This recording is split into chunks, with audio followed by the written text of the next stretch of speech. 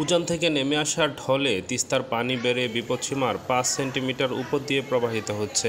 এতে ফের বন্যা শঙ্কায় তিস্তা তীরবর্তী নিম্নাঞ্চলের হাজারো মানুষ। রোববার সকালে বিপদসীমার নিচ দিয়ে প্রবাহিত হলেও দুপুর ১২টায় লালমনিরহাটের হাতীবান্ধায় দেশের সর্বোত্তম সেচ প্রকল্প তিস্তা ব্যারেজের ডালিয়া পয়েন্টে পানি প্রবাহ রেকর্ড করা হয় ৫২.২০ মিটার, যা বিপদসীমার ৫ সেন্টিমিটার উপর দিয়ে প্রবাহিত হচ্ছে।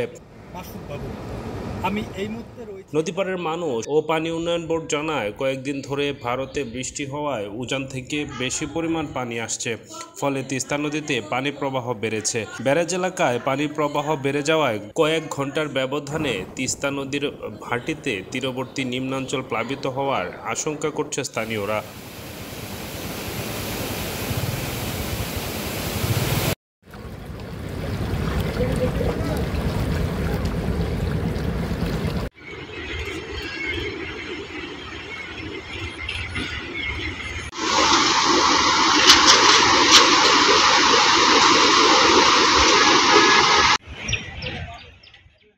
ডেস্ক রিপোর্ট, দৈনিক আকাশ জমিন।